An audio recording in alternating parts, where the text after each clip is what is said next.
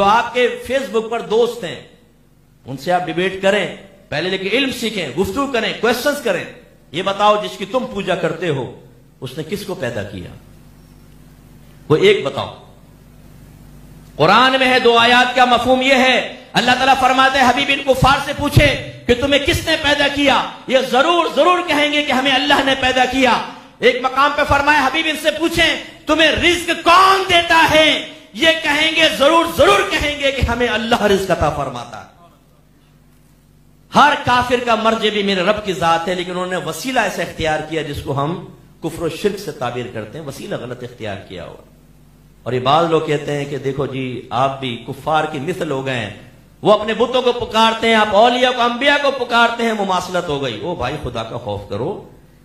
جتنی قرآن کے اندر ایسی آیات ہیں جس میں غیر اللہ کے پکارنے کو شرک قرار دیا ہے، وہ کہتے ہیں دیکھو غیر اللہ کا پکارنا یہ بھی ایک عبادت، اللہ کو پکارنا بھی ایک عبادت ہے، اور غیر اللہ کو پکارا جو سامنے موجود نہیں دور ہے تو یہ گویا کہ شرک کر دیا، کیونکہ ہم نے اس عبادت میں غیر اللہ کو شریک کر لیا، یہ شرک ہو گیا. میرے بچوں چیزیں سمجھیے. جواب میں آپ کو کہنا چاہیے کہ بتاؤ کفار نے اگر غیر اللہ کا پکارا، اللہ تعالیٰ نے ان کو شرک قرار دیا، یہ مطلق ہے یہ مقید؟ مطلق کا مطلب وداؤٹ اینی کنڈیشن، بس جیسے پکاریں گے کفر ہو گیا. اگر یہ بات ہے تو پھر تو اگر اماں پپو کو پکارے پپو بیٹا کہاں ہو، کافر. شوہر بیوی کو پکارے بیوی شوہر کو، کافر، کیونکہ تم نے غیر اللہ کو پکار لیا. اور اگر آپ یہ کہیں کہ نہیں یہ مطلق نہیں ہے مقید ہے، کیا مطلب؟ کنڈیشن کے ساتھ ہے کہ وہ غیر اللہ کا پکارتے تھے معبود سمجھ کر، اس لیے اللہ نے کفر و شرک قرار دیا. تو ہم نہ نبی کو معبود سمجھتے ہیں، نہ صحابہ اہل بیت کو، نہ یا علی مدد کہتے ہوئے ہم ان کو معبود مانتے ہیں، نہ یا غوث اعظم کہتے ہوئے ان کو معبود مانتے ہیں، بلکہ اللہ کا بندہ اور وسیلہ تصور کرتے ہیں. جب یہ بالکل فرق ہو گیا تو بتاؤ کفار کا پکارنا شرک، تو ہمارا پکارنا یہ شرک کیسے ہو سکتا ہے؟ علم سیکھیے. اعلی حضرت نے بڑی پیاری بات بیان فرمائی. بعض لوگوں نے کہا تم دور سے نبی کو پکارتے ہو تو یہ تصور رکھتے ہو کہ اللہ کے نبی آواز سن لیتے ہیں، حالانکہ دور سے آواز کا سننا تو اللہ کا خاصہ ہے.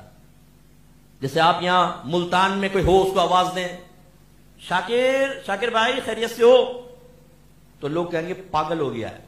آپ کہیں گے شاکر بھائی کہاں ہیں؟ ملتان میں، یہاں سے پکار رہا ہوں، تو بولے پاگل ہو گیا.